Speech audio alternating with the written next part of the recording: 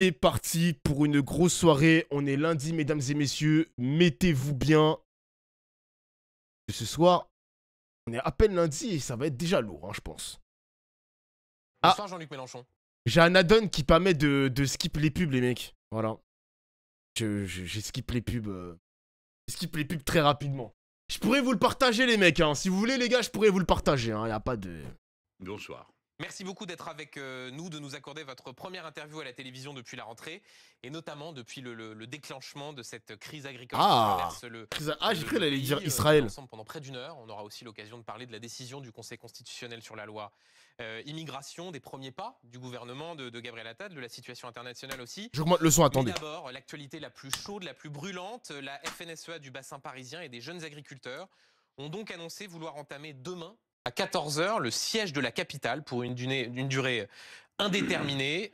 D'autres grandes villes françaises pourraient également être bloquées. Rungis est aussi visé, alors que l'on voit à l'instant en haut à droite de l'écran les images de la cellule de crise où se sont rendus Gérald Darmanin, le ministre de l'Intérieur, Marc Fesneau, le ministre de l'Agriculture. Cellule de crise pour préparer ce qu'ils appellent un dispositif préventif. Voilà, on voit les images, il y a carrément des blindés, des véhicules blindés qui ont été déployés à Rungis. Salut TKR. Pour commencer, Jean-Luc Mélenchon, est-ce que vous soutenez ces initiatives de blocage? Bon, d'une manière générale, les formes de l'action, qu'on les soutienne ou pas, ça n'a pas d'influence sur elles.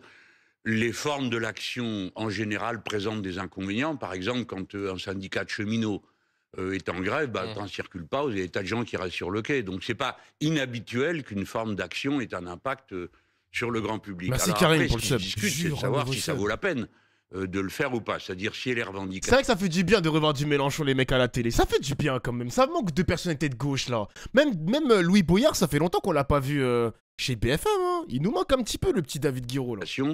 Louis Boyard, on peut les partager ou pas. Alors, moi, je vous dirais assez simplement, pas toutes, dans le cas précis. Mais ce qui est extrêmement important à comprendre, c'est que c'est peut-être une des crises finales de l'agriculture française. Il y a déjà plus que 400 000 paysans, ils étaient 7 millions il y a 50 ans. 7 millions à 50 ans, pardon, on va pas le temps passer.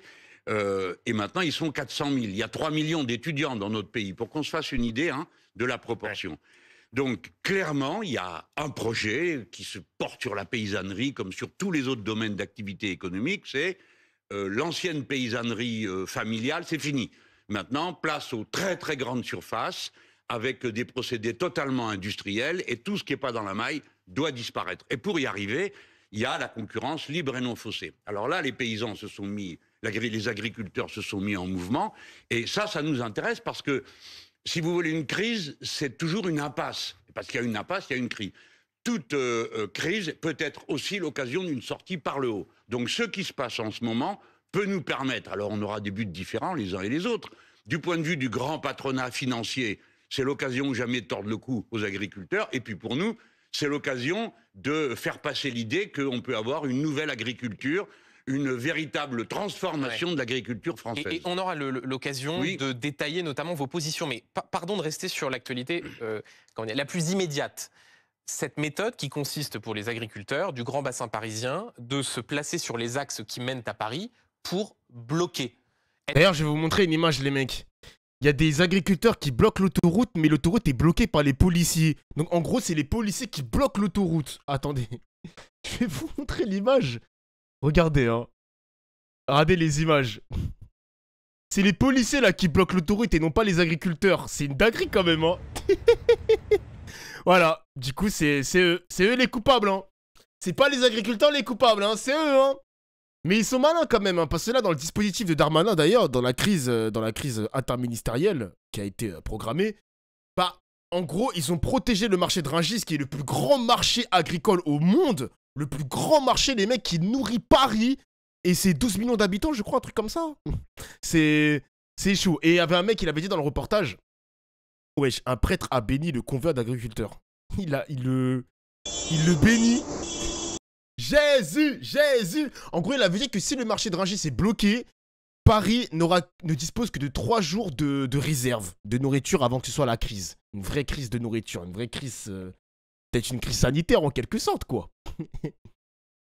Pourquoi les agriculteurs ne foutent pas la merde directement à l'Elysée au lieu de casser les couilles aux travailleurs familles qui ont des routes d'Ofla? Bah, question réelle. Bah, la réponse, elle est simple. Pour accéder à l'Elysée, il faut passer par l'autoroute parisien. Et on ne peut pas accéder par l'autoroute parisienne, pardon, parce que les policiers empêchent les tracteurs d'avancer vers l'Elysée. C'est aussi simple que ça. Bah, c'est aussi simple, les mecs. On ne peut pas aller à l'Elysée parce que les policiers nous empêchent de passer à l'Elysée.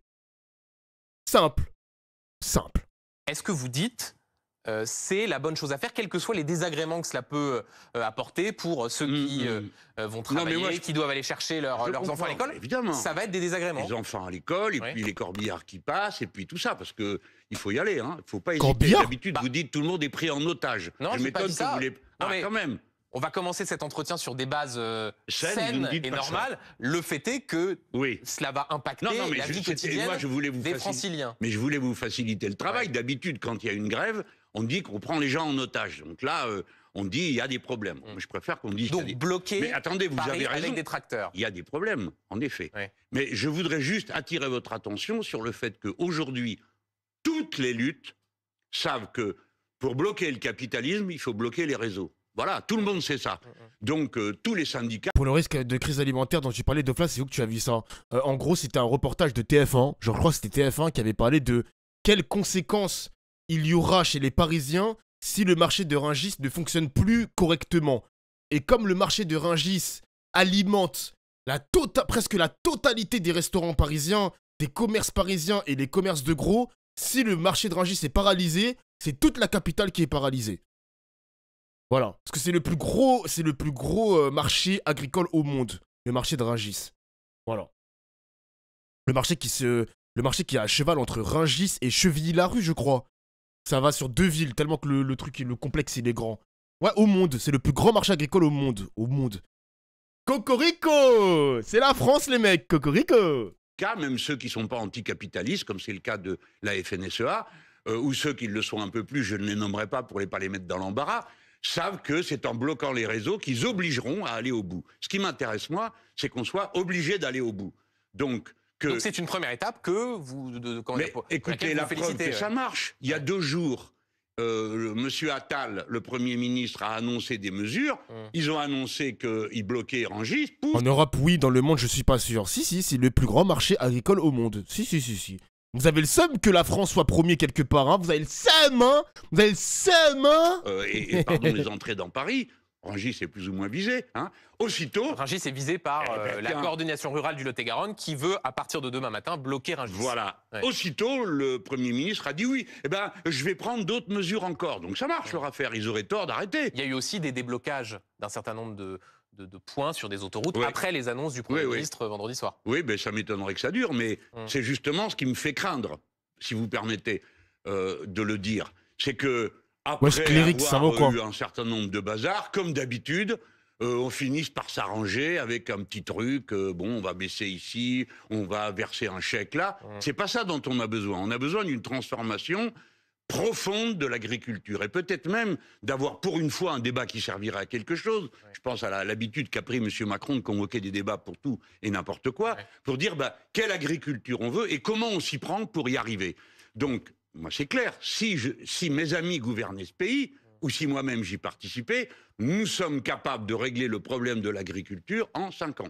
En arrêtant de vider les campagnes, de vider les exploitations agricoles, en proposant un tout autre modèle. Attendez, Jean-Luc Mélenchon, je veux m'arrêter là-dessus une seconde parce que vous dites, et d'ailleurs vous le disiez tout à l'heure, je ne suis pas d'accord sur tout. Ce qui est assez paradoxal dans la situation, c'est que vous soutenez les méthodes. Merci toi, quand on regarde, j'ai dit que je vous observe.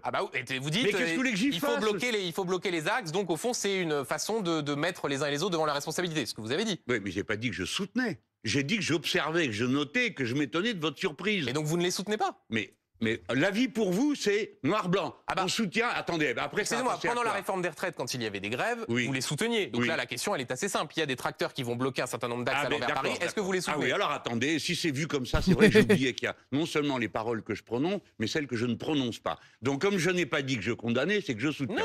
En effet, je ne condamne pas. Allez, ça va.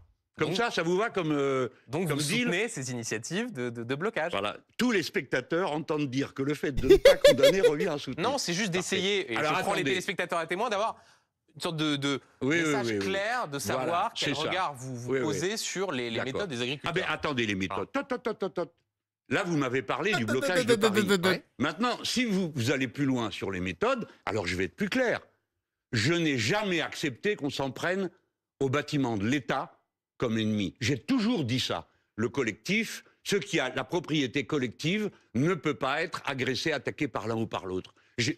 J'en ai pris assez cher pour avoir dit qu'il ne fallait pas brûler les gymnases et les bibliothèques et les écoles. Aussitôt, vous avez M. Cazeneuve et les autres socialistes qui ont commencé à dire « Ah, il appelle à brûler tout le reste », avec la logique simple que vous venez de mettre en valeur.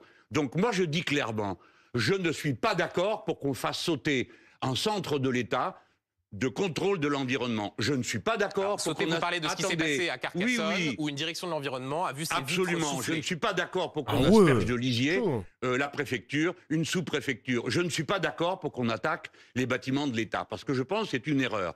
Et je dis aux paysans, si vous voulez durcir votre action, allez attaquer, si ça vous paraît indispensable d'attaquer quelqu'un, allez devant la façade d'une banque plutôt que devant celle de l'État. Parce que le service de l'État, demain, si c'est nous qui dirigeons, il servira à contrôler que les produits qui contiennent les glyphosates, les pesticides que nous voulons empêcher de voir consommer en France, nous, on aura besoin des services de l'État pour les empêcher d'entrer. C'est nous qui vérifierons qu'on ne fait pas rentrer du miel d'Ukraine à 1,35 l'euro, alors que 1,35 € le pot, au lieu qu'il est chez nous à 6 €. C'est l'État qui le fera. Parce que seul l'État est capable d'administrer l'application de la loi d'une manière équanime. L'État doit pas changer. D'ailleurs, j'en profite pour dire au passage que l'autorité de l'État est complètement écroulée quand une semaine vous dites c'est insupportable, les jeunes qui font ci, qui font ça, et puis la semaine d'après vous dites ah ben les souffrances on n'en voit pas de CRS. Vous dites il y a eu un 2 poids 2 mesures de la part du gouvernement selon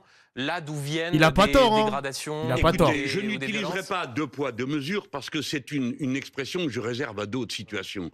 Je dis que l'autorité de l'État sort diminuée quand elle ne s'exerce que contre les uns et qu'elle ne dit rien à propos des autres. Et attention, écoutez-moi. Il y a un mec qui avait fait un bon tweet par rapport à ça. Les mecs, vous savez pourquoi l'État ne légifère pas sur les blocages des agriculteurs? Attention, c'est intéressant les mecs. Hein. Ils ont dit que... Enfin, il y a un mec qui l'a dit que l'État ne peut pas se permettre de mettre le monde paysan à dos parce que déjà, c'est une grosse manne en termes d'électorat, mais aussi, ça envoie un message assez sombre en mode... la plèbe, la campagne, etc. Face à la bourgeoisie parisienne, face à la centralisation qui est à Paris, etc. Le message, il est pas ouf, quoi. Parce qu'on sait au final que les paysans, les mecs qui nous nourrissent, c'est le peuple. C'est quelque chose de très important, quoi. Depuis le Moyen-Âge, exactement. L'État français ne peut pas se mettre à dos les paysans, c'est impossible. Et en plus de ça, c'est impossible parce que les paysans ont voté à 30% Emmanuel Macron au premier tour. C'est encore pire. Donc c'est pour ça que Darmanin, il est en mode mollo. Et je pense qu'il a eu des directives par rapport à Emmanuel Macron aussi. Macron, il doit se dire, Darmanin, attention quand même, gère la crise du mieux que tu peux. Mais ne froisse pas les paysans parce qu'ils ont voté pour nous quand même. Attention, c'est un monde assez important. Quand même. Trop soutenir les agriculteurs. Bah ouais, c'est ça. Hein. C'est important les mecs, c'est important. C'est pour ça qu'il faut un petit peu attention, hein. Alors que, vas-y, les quartiers, c'est pas une... Il y a beaucoup trop d'abstention, ils en ont rien à foutre de la politique, ils en ont rien à foutre de voter pendant les échéances électorales. Donc, allez, on va les réprimer, nanani, nanana. Tu vois, c'est pas pareil, c'est pas la même histoire. Bien, pour qu'on m'entende, pour qu'on comprenne tout très bien. Vous pourriez être tenté de simplifier. Je ne suis pas en train de dire qu'il faut maltraiter les paysans comme l'ont été les grévistes des retraites ou les jeunes gens des quartiers. Je ne demande pas qu'on éborgne. Au contraire, je suis content de voir que le ministre de l'Intérieur renonce aux méthodes de brutalité qui ont été les siennes jusqu'à présent. Jean-Luc Mélenchon, vous dites qu'il y a un distinguo selon les publics. Est-ce qu'on peut vraiment faire un parallèle entre le fait d'aller à Sainte-Soline avec des boules de pétanque pour s'en prendre aux policiers ou pour mettre le feu à des camions de policiers et de gendarmes et d'aller déverser du lisier devant une préfecture? Bien sûr. C'est pas exactement la même chose quand même, non? Ça n'est jamais la même chose. Oui. Et 2 boules de pétanque sont différentes. Le minimum de matérialisme, vous l'apprendrez. Non, mais est-ce qu'il n'y a pas une hypocrisie à dire, au fond, ils ne disent pas la même chose selon les publics? Mais c'est pas pareil. Bon. Et quelle que soit d'ailleurs la condamnation qu'on puisse avoir de déverser du lisier devant une préfecture. Je comprends que vous disiez ça. Mais ça nous amènerait... Ouais, Mélenchon, il s'est calmé quand même. Hein. Il est moins dans l'agressivité. Je le trouve calme depuis Dany Erraz.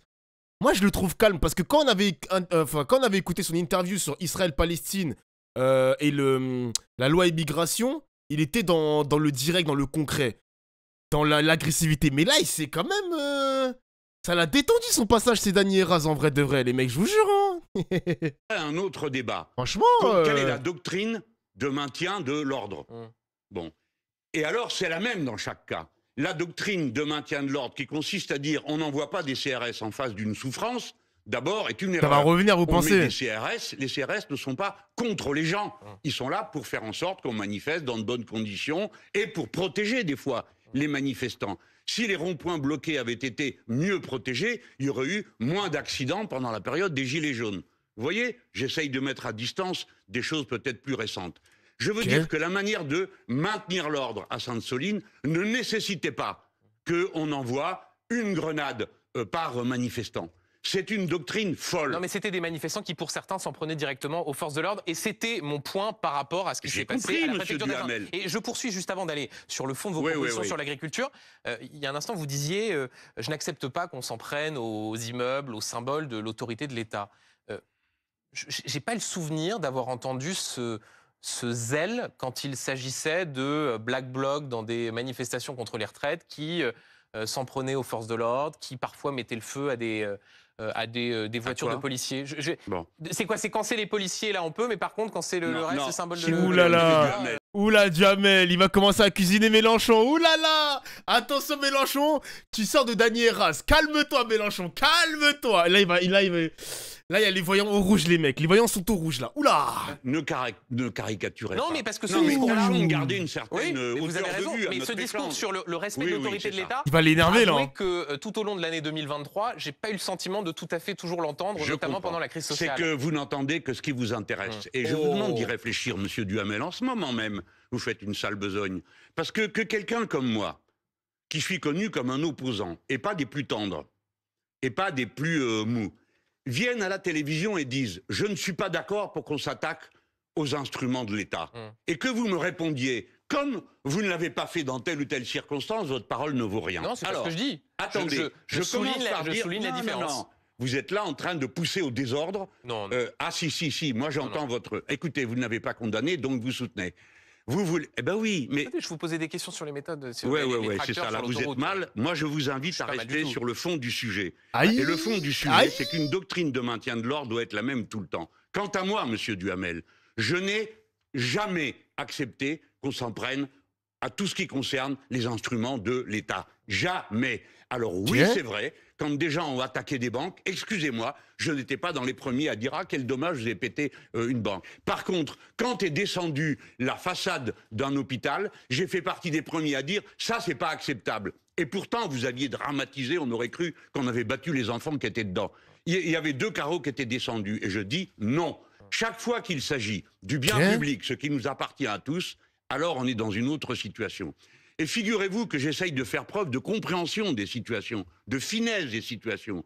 Quand des gens ont été éborgnés, comme ils l'ont été gratuitement et sauvagement, et qu'aucune réparation n'est intervenue pour eux, je comprends que d'autres, après, soient très énervés. Et donc, je fais toujours en sorte de doser. Par exemple, quand je dis aux paysans, je comprends ce que vous êtes en train de faire, mais je vous parle franchement. Si c'est que vous bloquez l'accès à Paris juste pour supprimer les jachères, je ne suis pas d'accord avec vous. Mais si vous êtes d'accord pour dire on revoit de fond en comble les règles du libre-échange des marchandises agricoles, je suis le premier à courir devant. Ça, c'est vrai, ça. Vous me faites la transition sur là où je voulais aller. Précisément, quand on regarde les revendications de ces agriculteurs, même s'il faut reconnaître la diversité, selon que vous êtes adhérent à la Confédération Paysanne ou à la FNSEA, vous ne portez pas les mêmes mesures. Mais ce qu'on entend beaucoup sur ces plateaux, dans les reportages que l'on a pu faire, c'est l'excès de normes. Les normes sont excessives, elles sont surtransposées. On entend également que la contrainte écologique est excessive. Vous parliez il y a un instant des questions notamment de la gestion de l'eau. Quand on voit un des leaders de ce mouvement, le patron de la FNSEA, monsieur Arnaud Rousseau, qui est le patron d'un géant de l'agroalimentaire Avril, qui fait 9 milliards de chiffre d'affaires en 2022, on se dit que là, pour le coup, c'est juste totalement contradictoire avec les idées que vous portez, vous, Jean-Luc Mélenchon. Alors, vous êtes en train de découvrir que l'agriculture est diverse. Et je vous donne... Le discours sur les normes, il est honnêtement majoritaire. Non, je ne le crois pas. Non, non, mais alors s'il est majoritaire, je vais dire pourquoi il se trompe. Mais je commence d'abord par reconnaître la diversité de l'agriculture, non seulement dans sa représentation syndicale, mais dans ses idées politiques. Il y a des agriculteurs de toutes les variétés, et il y a des agriculteurs insoumis, je vous en informe. Des agriculteurs d'extrême droite aussi. C'est pas ce qui existe. Quand on a regardé les sondages en 2022 pour qui votaient les agriculteurs, vous arriviez derrière Emmanuel Macron, Marine Le Pen. Donc on ne compte pas. Non, pas du tout, mais c'est juste pour que. Pourquoi vous dites ça? Non, mais c'est pour que. Pour que quoi? Vous aussi, vous arrivez derrière TF1, vous arrivez derrière France 2, c'est là que je suis. Oui ou non? Oui ou non? Je vous confirme, et ça me pose pas de problème que vous le disiez. Vous êtes non, mais c'est vous qui m'avez invité. Ça me pose pas de problème que vous le disiez. Dites aux gens qui nous écoutent que ça fait 2 mois que vous m'envoyez des messages pour que je vienne là. Je suis venu. Je vous invite. Wesh, il est en train de leak le fait que Benjamin Jamel soit un forceur. C'est un forceur. Ça fait 2 mois qu'il veut essayer d'inviter Mélenchon. Ah bon? Mélenchon comme toute la classe politique à qui j'envoie des messages pour qu'il vienne se Vous avez raison. Et d'ailleurs, vous venez. Je salue votre opiniâtreté parce que pour finir, je suis là. Voilà. Et donc, c'est pour vous dire que la réponse que vous venez de me faire, c'est pas au point. Parce que vous valez un retour de volée qui est quand même pas mal. Vous dites, vous êtes les moins représentés. Peut-être, mais vous aussi, vous n'êtes pas les plus écoutés. Donc, vous voyez, restons sur le terrain qui nous occupe tous les deux. On essaye de réfléchir. Il est bon. Il m'avait manqué, les mecs. Il m'avait manqué, putain. Abattre l'ennemi, il m'avait manqué. Alors, l'agriculture est diverse. Si vous voulez, pardon de le dire, mais il n'y a rien de commun entre un vigneron et un éleveur de bovins. Il y a peu de choses en commun entre un grand céréalier et puis ceux qui font de l'élevage herbagé. C'est pas du tout les mêmes métiers, c'est pas les mêmes comportements, c'est pas les mêmes choix. Par conséquent, évitons d'assimiler toute une catégorie sociale à quelques porte-paroles, dont le président de la FNSEA, qui fait partie des oppresseurs de la paysannerie lorsqu'il met son chapeau de patron de l'agroalimentaire. Mais qui est le patron de ceux-là même qui vont bloquer demain et à qui vous dites, si il n'y a pas d'autre choix... Mais non. On a, en gros, ce qu'il veut dire, c'est qu'on a un patron capitaliste, mais qui veut quand même le bien des agriculteurs. Qui veut le bien en mode répartition des richesses. C'est rare des patrons comme ça, les mecs. Après, moi, je connais pas très bien le patron. C'est vrai que quand tu es président d'un syndicat agriculture, mais que t'es le patron d'un grand groupe, c'est bizarre, quoi. Hein. C'est bizarre, mais bon. Non. D'abord, vous y allez un peu dur. Vous comprenez pas non plus comment est organisée la paysannerie, y compris dans la FNSEA. Non, je pense pas, Naraz. Dans la FNSEA, ça fonctionne un peu comme chez les Insoumis. C'est les structures de base qui décident ce qu'elles font à la base. Chez les Insoumis, comment dire? Je pense qu'il y a peut-être un chef, non? Oui, il l'a traité de fossoyeur, exactement. Et justement, mais capitaliste ou pas, pour moi, un capitaliste, un patron capitaliste qui n'est pas pour la répartition des richesses ou qui le fait très mal dans sa boîte, c'est un fossoyeur. Je le considère comme un fossoyeur aussi, t'inquiète pas, hein, vraiment, t'inquiète. Hein. Il décide de beaucoup. Ah non? Non, ah bon? Ah non, pas du tout. Ah bon? Tout le monde est élu, tout le monde est dans la contradiction. Donc ça, c'est la propagande que vous êtes en train de nous faire. Non, mais on en parlera un peu plus tard, mais je suis pas certain que la comparaison soit tout à fait... Ah bon? Pourquoi? Pourquoi? Qu'est-ce que vous savez de l'organisation insoumise? Allez-y, dites-le. Quelque chose vous paraît ne pas convenir? Non, pas du tout. Mais d'expliquer que c'est un fonctionnement totalement horizontal, ce n'est pas exactement ce mais qui vous êtes peut décidément être dit par très dur vous n'écoutez rien. Hein. Je vous dis que c'est le même système. Vous ne savez pas comment fonctionne le syndicalisme paysan, ni même le syndicalisme ouvrier. Le syndicalisme est souvent confédéral. C'est le cas, par exemple, de la CGT ou de la CFDT ou de FO. Ça veut dire que vous avez les métallos, vous avez les égoutiers, c'est pas le même syndicat. Et ils décident chacun dans leur domaine de l'action qu'ils mènent. C'est la comparaison que je faisais avec nous. À la FNSEA, ça va encore plus loin. Et là, nous aussi, nous fonctionnons pareil. C'est que les structures départementales et régionales décident de leurs actions. Devinez pourquoi ils font ça? Pas parce que c'est un rassemblement d'anarchistes, mais parce qu'il se trouve que chaque région a des productions agricoles différentes, relève de marchés différents, et donc ont des problèmes différents. Autrement dit, cela confirme qu'ils agissent comme ça. Alors là, mais ils demandent moins de normes. À ça, vous dites... Vous vous trompez, c'est pas un sujet de l'agriculture. J'espère que tout le monde a bien compris que je viens d'abord de retoquer votre argument d'après lequel je soutiendrai tout et n'importe quoi. Je vous dis que en région parisienne, c'est intéressant à regarder. Allons plus loin, monsieur Duhamel. On va tomber sur les céréaliers. D'accord? Alors eux, ils font partie de ceux qui disent « Ah non, les jachères, c'est insupportable parce que 4% de nos terres réservées à la jachère, c'est invraisemblable. Nous, on préfère y mettre du blé ou je ne sais quoi. » Quoi de la Alors, jachère? Attends, je regarde. On peut raisonner et dire, c'est quoi la Jachère. jachère? Pour que vous le sachiez, les gens. La jachère, ça compte sur une surface totale, un étang, hop, on le considère comme étant une terre non exploitée. Ok, c'est ça. État d'une terre labourable qu'on laisse temporairement reposer en ne lui faisant pas porter de récolte. Ok. Donc, du point de vue de la biodiversité, moi je défends la jachère. C'est quand tu mets dans la terre au repos. quantité qui est nécessaire. Pour la Parfait. biodiversité, c'est-à-dire pour qu'il y ait des oiseaux, pour qu'il y ait des vers de terre, il faut qu'un certain nombre de règles soient respectées. Et sur la C'est question là des, que sur je la vais vous question dire, des normes, monsieur, Jean-Luc- pardon. sur la question des normes, Jean-Luc Mélenchon, Oui, parce que alors, Les gars, attendez. vous savez que le paysan qu'on avait contacté là sur Facebook, il m'a jamais répondu. Hein. Il m'a jamais répondu au final. Et son téléphone, ça je l'avais vu, ça je l'avais pas encore vu en stream, je l'ai vu beaucoup plus tard. Son téléphone, il y a marqué que ça ne marche pas, genre. Échec de l'envoi. Bonjour, je vous ai envoyé un message sur votre Facebook, je suis un créateur de contenu et j'ai vu votre reportage sur TF1, j'aimerais vous contacter. Non distribué. Voilà. Il m'a pas laissé en vue, hein. Littéralement, on lui a volé son télé... Non, je rigole. ça Je prends- revient beaucoup dans les discours et je Oui, pense oui, sans oui, doute à oui, certains. non, mais- On peut pas le contacter, genre. Là, vous vous dites ça, c'est pas un sujet. Bah, c'est-à-dire que L'excès de ça normes. n'est pas comme vous le formulez. Parce que les normes, pourquoi ça arrange les répondeurs automatiques du capital, que sont toute une série d'émissions de télévision, pas la vôtre, où en effet règne gentil. l'esprit critique le plus aigu, comme tout le monde le sait. Eh bien, pourquoi? Parce que TPMP, si on c'est fait dire news. aux paysans, ah bah les normes, c'est tout bénef pour le capital financier. Parce que les normes sont nécessaires. Si nous avons, je vais vous en donner un exemple très simple. Si nous décidons, on veut plus de glyphosate. Ok. Il faut qu'on revienne hein, sur cette Ouais. affaire. Mais pour l'instant, je le prends comme exemple. On veut plus de glyphosate. Ah, bah, donc on va vérifier. Si vous mettez du glyphosate, ça va pas bien se passer pour vous. Mais le paysan, à ce moment-là, il vient dire un truc évident. Il dit, mais attendez, vous me dites à moi de pas mettre de glyphosate, mais vous laissez rentrer. Et cet agriculteur vous dira aussi, je n'ai pas d'alternative. Bien.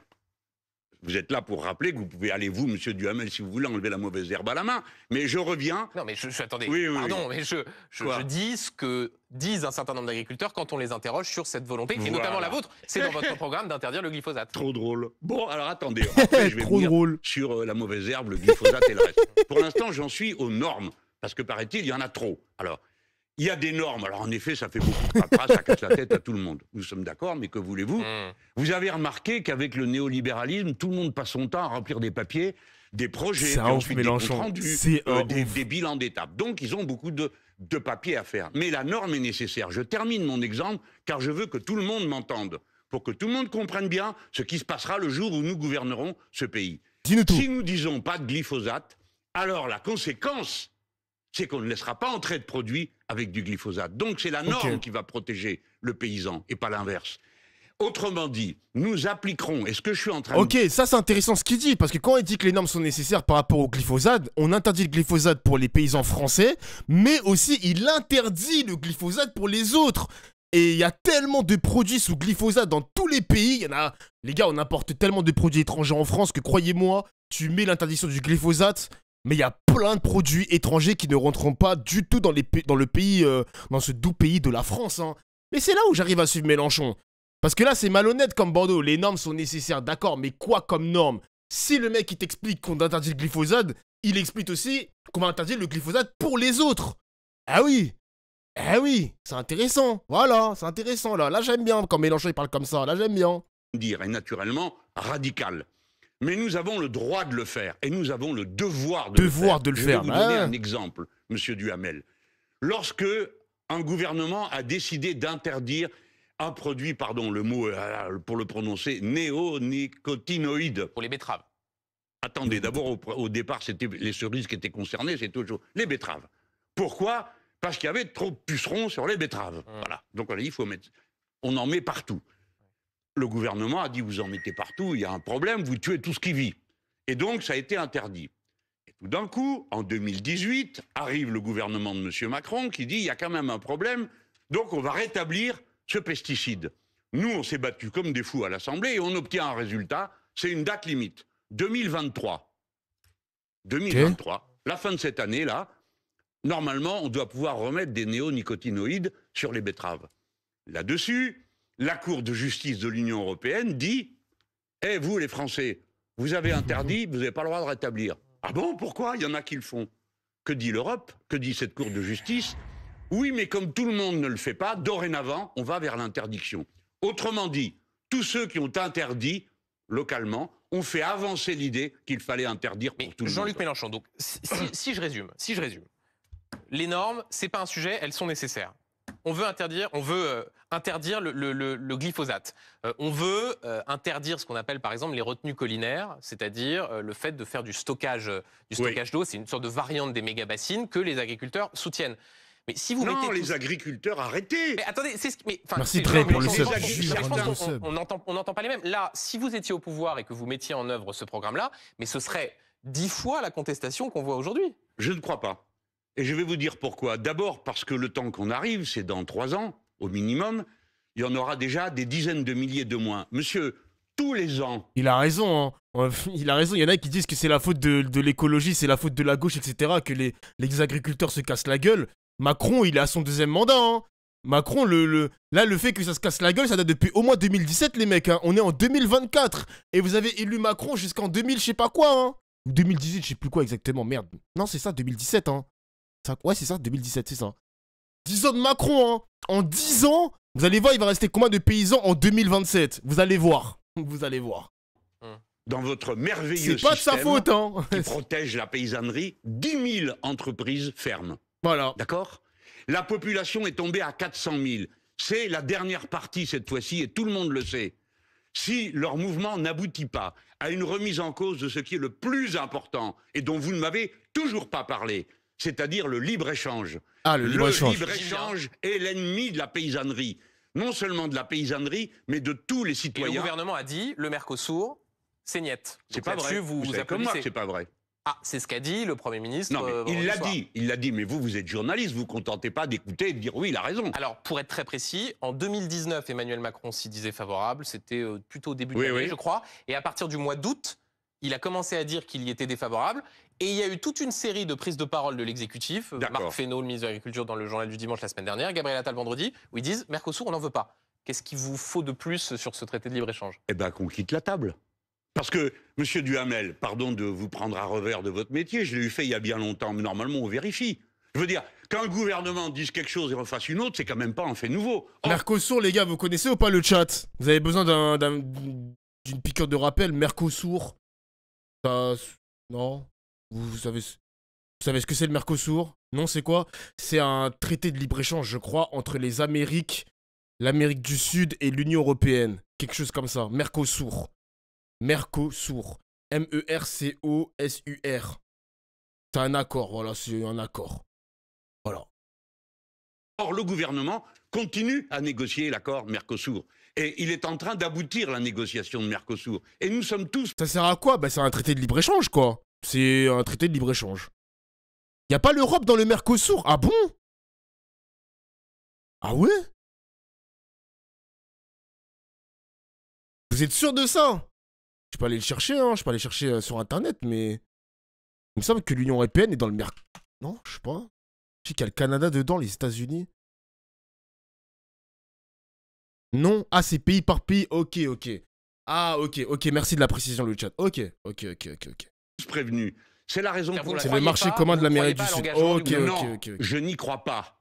Je n'y crois pas car nous avons échangé Mercosur contre d'autres choses. Vous ne savez pas que les grandes branches de l'agroalimentaire sont directement intéressées par les accords de libre-échange. Quand les mêmes vous disent « nous n'appliquerons pas Mercosur, mais votent l'accord de libre-échange avec la Nouvelle-Zélande » et qu'il se trouve seulement le groupe insoumis au Parlement, l'ensemble du groupe de gauche que dirige Manon Aubry, pour ne pas accepter l'accord avec la Nouvelle-Zélande. Le groupe de M. Macron, qui s'appelle Renew, je ne sais pas pourquoi il s'appelle en anglais, cela, il s'appelle Renews. Eh bien, eux, ils ont voté l'accord de libre-échange. Et à la commission où passait l'accord de libre-échange avec le Chili, ils ont voté cet accord de libre-échange, tandis que d'autres étaient absents, qui sont des grandes bouches. Mais ça veut dire quoi? Mais c'est-à-dire que dans les accords de libre-échange qu'on aura avec la Nouvelle-Zélande et avec le Chili, la situation peut encore s'empirer. On va me dire que là, la situation, elle est encore pire, là. Ils ont voté pour l'Union Européenne. Là, ça va encore se dégrader. Ah, putain. Les mecs, hein, je vous ai dit, hein. Moi, les paysans, je vous soutiens, les mecs. Y a pas de problème, l'agriculture, je vous soutiens. Mais le problème, c'est que c'est pas l'État français qu'il faut attaquer. C'est l'Union Européenne. Est-ce que l'État français peut légiférer par rapport au traité de l'Union Européenne où il y a le marché, justement, il y a ce marché commun, ce libre-échange entre les pays étrangers et même les pays de l'Union Européenne qui nous font aussi concurrence. C'est ça la question. Qu'est-ce que la France peut faire? Qu'est-ce que la France peut faire concrètement, les mecs? Vraiment, concrètement. C'est chaud quand même, hein. Les lois européennes sont plus puissantes. Eh ben ouais, les gars, si les lois européennes sont plus puissantes que les lois françaises, bah putain, les mecs, c'est le moment de se poser la question de si faut quitter l'Union Européenne, peut-être. On fonce droit dans le mur. Et là où je rejoins Mélenchon, quand il parle de bataille finale, c'est vraiment la dernière des dernières, la dernière étape. Il avait dit qu'il y avait 7 millions de paysans il y a 50 ans et maintenant il n'y en a que 400 000. C'est la der des der. Si l'État n'arrive pas à trouver une véritable solution pour refonder, on va dire ça, l'agriculture française, c'est terminé. Quelle serait la solution finale pour que tout le monde soit heureux? Eh ouais, c'est ça les mecs. Quelle serait la solution finale? Bah oui. C'est l'arc Marineford pour les agriculteurs. Bah les mecs, les JO, on va voir, hein. On verra pour les JO si ça va tenir. Après, c'est vrai que là, ils ont commencé leur mouvement en fin janvier. On est le 29, ouais, les JO, c'est en fin juillet, les mecs, hein. Fin juillet, c'est loin quand même, hein. C'est loin. Merci Yaros pour le sub. Vers un Frexit, je pense pas, les mecs, je pense pas. Je pense pas. Frexit, je pense pas, les mecs. La France est beaucoup trop attachée à l'Union Européenne. On est même l'un des pays fondateurs de l'Union Européenne quand même. Donc jamais la France va quitter l'Europe. Jamais, jamais, jamais. Et la réformer sera encore plus complexe. Bref. De la prochaine élection européenne. Par conséquent, ces gens mentent. Ils mentent. Pourquoi? Parce que l'organisation mondiale pousse aujourd'hui à ce qu'un modèle économique domine. Donc vous pensez que la France va finir par accepter in petto, comme on dit, ce traité en Mercosur-Union Européenne? Écoutez, malgré ce qu'il dit. On peut se dire, il faut quand même... Ah, les gars, attendez, putain, je sais pas si vous avez la réponse à ma question. En gros, ce qui se joue avec le Mercosur, dans ce bloc économique, l'Union Européenne doit rentrer dans le Mercosur. C'est ce qu'il veut dire, Mélenchon? Parce que vous m'avez dit tout à l'heure que le Mercosur, c'est le bloc économique qu'il y a entre les États-Unis, les pays du Sud, le Canada, etc. Ils ont leur propre marché. On va y rentrer, d'accord, ok. Et lui ne veut pas qu'on rentre dans le marché Mercosur. Ok. Ah ouais, mais ça va être... Mais les mecs, ça va être encore pire. La situation va être pire. Ça va s'empirer, les mecs. Non, c'est une dinguerie. Ah là là. Déjà qu'on a signé pour la Nouvelle-Zélande et le Chili. Oh là là. C'est un cauchemar, les mecs. C'est un cauchemar. Même faire confiance à la parole. C'est un putain de cauchemar. D'accord? C'est ce qu'on a fait pour l'accord avec le Canada. On nous a dit sur tous les temps, cette fois-ci, non. Ouais. Alors ça, jamais on signera ça. Et pour finir, on a signé. Par conséquent, Mercosur, si les Français ne quittent pas la table, s'appliquera. Et on nous dira qu'on l'a échangé. On ne nous dira pas contre quoi on l'a échangé. Toute l'Europe l'aura échangé. Contre le droit des voitures allemandes à être vendues sans droit de douane au Brésil. Contre le droit d'un certain nombre d'activités, y compris agroalimentaires françaises, de vendre des produits là-bas. Surtout si... là-bas, sur place, les multinationales françaises au Brésil vont utiliser des produits brésiliens pour les ramener en France à moindre prix. Jean-Luc Mélenchon, pour avancer, parce qu'il y a d'autres sujets intéressants, évidemment, à traiter avec vous. C'est intéressant, quand absolument, mais d'autres on rentre dans les détails, sujets. On peut pas faire autrement. Il a raison de rentrer dans les détails, bah oui, oui. Dans le fond, est-ce que vous appelez à la convergence des luttes? Alors ça, c'est le genre de truc qui sert... Comment ça, wesh? S'il te plaît, Dofla, corrige ton vocabulaire, mes gosses t'écoutent. J'ai dit un gros mot? Comment ça, corrige ton vocabulaire? Tu veux que je dise des gros mots? Tu veux que je pète un câble? Tu veux... Non, je rigole. Un deal, hein? Ça sert à rien d'appeler à ceci ou cela. Oh, vous avez souvent, depuis 2017, appelé convergence populaire, jonction des luttes. Réussi, hein. J'allais vous le faire remarquer. Bon. Alors donc, on voit que ça dépend des conditions dans lesquelles ça se déroule. Ce que j'ai écrit, c'est qu'il y a un intérêt commun. Et je demande qu'on voit ça à ce moment. Il faut que les agriculteurs, les ouvriers et la population, le peuple d'une manière générale, aient une nouvelle relation. Tout à l'heure, j'ai entendu un responsable de la FNSEA parler d'une nouvelle confiance à établir. Eh bien, je lui donne raison. On a besoin d'avoir une nouvelle conscience. C'est pourquoi on s'aperçoit qu'on a des intérêts communs. Les paysans ne veulent plus du libre-échange. Nous non plus. Et je vais vous dire, la preuve existe par l'expérience paysanne elle-même qu'on peut faire autrement. Je vais vous donner l'exemple d'un des meilleurs fromages de France, le Comté. Alors c'est, je dis un des meilleurs pour être sympa avec vous, parce que vous préférez le Cantal, mais moi c'est le Comté. Alors, le Comté C'est l'interprofessionnel. Écoutez ça, tous ceux qui m'écoutent, pour pas qu'ils croient que je suis en train de défendre une idée comme ça qui m'est passée par la tête. L'interprofessionnel, c'est-à-dire tout ce qui concerne la production du comté, se sont mis d'accord. Écoutez bien, vous allez voir. Ils définissent la taille maximum d'une exploitation. Un jour, ils ont dit, la plus grande, elle fait tant, personne ne dépassera ça. La surface, la quantité qu'on produit, vous entendez, y compris la quantité qu'ils produisent. Et même une chose formidable qui va permettre d'amener le mot que je veux amener, ils ont décidé la distance maximum entre un lieu de production et un lieu de transformation, 25 km. Autrement dit, alors qu'est-ce qui s'est passé? Les prix sont stables, ils ont augmenté leur part de marché. Ça, c'est votre modèle. Ça, c'est ce qui... Attendez, ceux-là, c'est pas des bolcheviks. Non, mais donc, bon, juste pour terminer sur ce sujet, si Putain, je dois résumer, c'est... Eh mais sérieux, il a de la culture de fou, Mélenchon. Il connaît tous ses dossiers, hein. Il connaît tous ses dossiers, wesh. Impressionnant. Franchement, il m'a impressionné, là. Hein. D'accord avec une partie des revendications sur le libre-échange, pas sur le reste. Donc c'est quoi? C'est une forme d'attentisme, de soutien sans participation Non, pas sur le reste. J'ai pas dit pas le reste. Tous discutent. Hein. Mais moi, je suis pour qu'on ait la discussion d'ensemble. Il faut faire une nouvelle agriculture en France, sauf si vous acceptez que l'agroalimentaire continue à se gaver sur le dos des paysans et ensuite s'arranger avec ses bons amis de la grande distribution pour se gaver sur le dos des consommateurs. Si les prix agricoles à la base baissent de 10% et qu'ils augmentent de 10%, ça fait qu'au milieu, ils ont pris 20%. Et comme l'a dit tout à l'heure quelqu'un sur votre propre plateau, a dit, est-ce que vous savez que poser un litre de lait dans un rayon de supermarché, ça rapporte plus à celui qui le fait qu'à nous qui produisons le litre de lait. C'est cette aberration à laquelle il faut mettre fin. Pour ça, il faut un nouveau modèle agricole. Écoutez-moi, les paysans. Attends, il vient de dire quoi, là? Il vient de dire que le mec qui pose la brique de lait dans le rayon est mieux payé que celui qui produit le lait? What? What the fuck? La dinguerie? Sérieusement? Waouh, la situation, elle est catastrophique en France, hein. Waouh, c'est une dinguerie. Pendant un temps, ça se discutait. Ce sont les paysans qui ont inventé des mesures socialistes qui n'ont pas existé ailleurs. Par exemple, les coopératives pour avoir du matériel en commun. Hein. Tous les paysans n'achètent pas autant de tracteurs qu'ils ont d'hectares, pour prendre un exemple un peu caricatural. De la même manière, ce sont les paysans qui ont mis au point des structures comme les GAEC. Ce sont des choses que j'ai eu à connaître, puisqu'à l'époque, je mettais en place, moi j'étais journaliste. Donc j'ai appris directement sur le terrain. Du temps a passé depuis. Oui, le temps a passé, bien sûr, encore heureux. Regardez comme je suis bien meilleur aujourd'hui. Et je fais un métier plus honnête. Et donc... Ça, je suis pas sûr. Mais quoi, je suis retraité, vous avez quelque chose contre les retraités? Non, mais vous... Ah bon, d'accord, mais quand même, bon, mais précisez.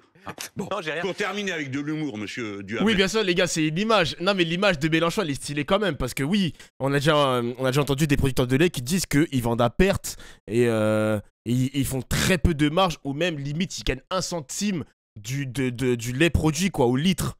Enfin, par centilitre, peut-être. Alors, je suis nul en mathématiques. Mais en gros, le distributeur fait plus de marge que le producteur, quoi. Mais j'apprécie que... Mais l'image était belle, hein. L'image était belle. C'est pas toujours le cas de vos collègues. Mais bon, là, on est sur le fait que ces modèles existent. Autrement dit, que la catégorie sociale, agriculteur, est capable de faire autre chose. Mais je vous dis franchement, en les regardant dans les yeux, si vous laissez faire, vous êtes mort. Si vous laissez faire l'agroalimentaire, si vous laissez faire le capital financier, vous êtes mort. Vous savez, monsieur Duhamel, aujourd'hui, à l'heure à laquelle on parle, la prochaine récolte, elle est déjà vendue. Et elle changera demain 24 fois sur le marché mondial. Le marché mondial, il faut négocier production par production. À bas les accords mondiaux de liberté du commerce. Il faut des accords spécifiques, de gré à gré. Vous irez aussi dire ça aux viticulteurs qui, eux, exportent, aux producteurs de blé qui exportent 50% de leur production. Vous avez raison. Donc, quand on arrive... Donc, si on coupe tout, on pénalise aussi ceux qui exportent. En avant, toujours dans la nuance. Et je dis on coupe tout. Non, je dis nous sommes français. Nous autres, les Français, nous exportons du lait. Je viens vous voir, vous êtes un Néo-Zélandais. Alors vous allez me dire, monsieur, le lait, nous on en produit beaucoup. Moi je vais vous dire, à votre avis, moi je pense que vous en faites beaucoup trop. Et on va échanger une quantité de lait que vous pouvez faire entrer en échange d'une quantité de vin à nous que vous laisserez entrer. Il faut que ce soit de pays à pays en fonction des besoins de chacun. Nous n'avons pas besoin du lait néo-zélandais. Monsieur, nous n'avons pas besoin des carcasses de moutons néo-zélandais parce que... Il prend l'exemple de la Nouvelle-Zélande, les gars, parce qu'il me semble que c'est le pays qui compte, qui produit le plus de lait au monde par habitant. Je crois qu'il y a une vache par néo-zélandais. C'est énorme, vraiment c'est énorme. Et du coup, c'est le pays qui produit le plus de lait par habitant, je crois. À vérifier les mecs, hein, à vérifier. À vérifier, à vérifier. Les Néo-Zélandais, ils élèvent des moutons. Fou, hein. Pourquoi faire? De la laine. Et ils nous vendent la viande comme du sous-produit. Vous le savez, ces choses? Donc ça n'a aucun sens d'avoir une règle universelle. Oui, oui, il prend l'exemple de la Nouvelle-Zélande car on a un accord de libre-échange, j'en ai parlé tout à l'heure. Mais il prend le cas de la Nouvelle-Zélande sur la production de lait parce que c'est le pays qui produit le plus de lait au monde par habitant. J'ai quand même la vérifier la source. Attends. Ce qui vaut pour le vin vaut pour le lait. Ça n'a pas de sens. Parlons, si vous le voulez bien, de ce qui s'est passé jeudi dernier, à savoir la décision du Conseil constitutionnel qui a censuré plus d'un tiers des articles de la loi immigration. Ceux qui avaient été portés par la droite. Reste donc un texte proche de la copie initiale du gouvernement. Vous dites merci Laurent Fabius, merci le Conseil constitutionnel? Oui, d'une manière générale, je dis merci à tout le monde, ainsi qu'au Père Noël. Bon, franchement, vous croyez réellement que je vais dire merci à des gens qui ont laissé passer les 2 tiers de la loi? Ils ont jugé en droit et le fait est que le texte est moins à droite qu'il n'était au moment où il est entré. Ça, c'est votre appréciation politique. Ça me paraît assez... Non. C'est l'Inde, le premier producteur mondial de lait, mais là, c'est pas par habitant. Ok. Non. Vous venez de faire la réponse vous-même. Ils ont jugé. Va. Attends, je vais réécouter. Le fait est que le texte est moins à droite qu'il n'était au moment où il est entré. Ça, c'est votre appréciation politique.